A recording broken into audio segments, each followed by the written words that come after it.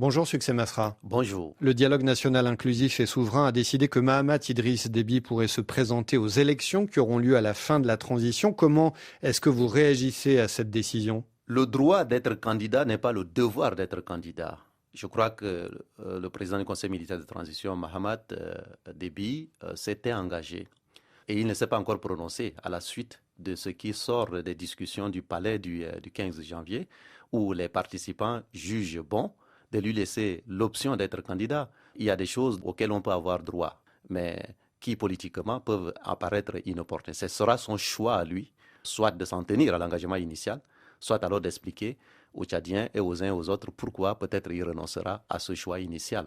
Dans un premier temps, donc, il va diriger cette transition qui pourra aller jusqu'à 24 mois. À quelles conditions est-ce que cette transition peut fonctionner? Est-ce que le fait qu'elle soit dirigée par Mahamat Idriss Déby est un problème selon vous? Ça dépend de la manière dont on va organiser les organes de la gestion de la transition. Ce n'est pas une question personnelle, ce n'est pas une question nominative, c'est une question de la manière de co-gérer et de gérer cette transition de façon à ce qu'à la fin, la confiance soit restaurée pour permettre à ce que les élections qui vont en sortir soient des vraies élections. Pour l'instant, il n'a pas encore dit ses intentions. Peut-être que, j'imagine, à la fin de la transition, il décidera de ne pas être candidat. Et s'il est candidat? Eh bien, s'il est candidat, alors il va falloir à un moment donné que les équilibres en amont soient faits de manière à créer les conditions de confiance. Parce que s'il a tous les pouvoirs entre ses mains, vous savez, tout pouvoir tend à corrompre. Et le pouvoir absolu corrompt absolument. Et donc, on ne peut pas se permettre de faire cela. C'est pour ça que la question de la manière de gérer la suite de la transition va dépendre aussi de sa clarification.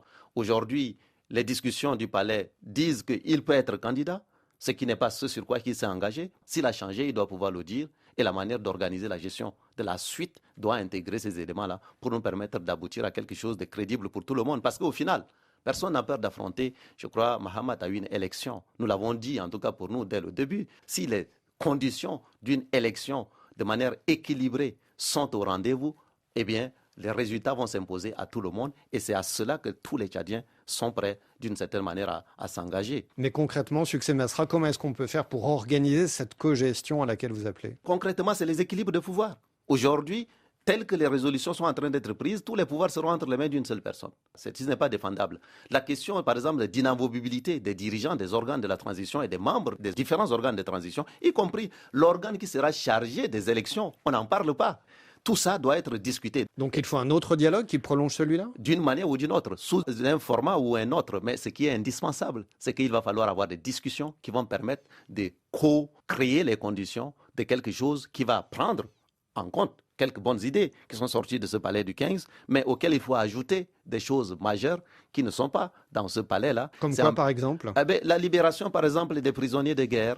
Les conditions que nous exigeons pour être sûr que les organes de transition ne sont pas entre les mains d'une personne, ne sont pas dominés en représentativité par des gens qui en réalité viennent peut-être d'une partie du pays. Tout ça, c'est des équilibres que nous devons mettre pour nous permettre d'y arriver. Qu'est-ce que vous attendez aujourd'hui de la communauté internationale? De tenir ses engagements, puisque la communauté internationale aussi a pris des engagements. Que ce soit la France, que ce soit les États-Unis, que ce soit l'Union africaine, que ce soit les Nations unies, que ce soit l'Union européenne. Cette communauté internationale qui a dit qu'elle sera à côté du peuple tchadien pour que la vraie démocratie soit au rendez-vous et qu'il n'y ait pas de plan de succession dynastique ou de transmission dynastique du pouvoir, etc. C'est à l'aune de cela que tout le monde est attendu aujourd'hui. Les Tchadiens ne veulent pas de communiqués pour exprimer les inquiétudes.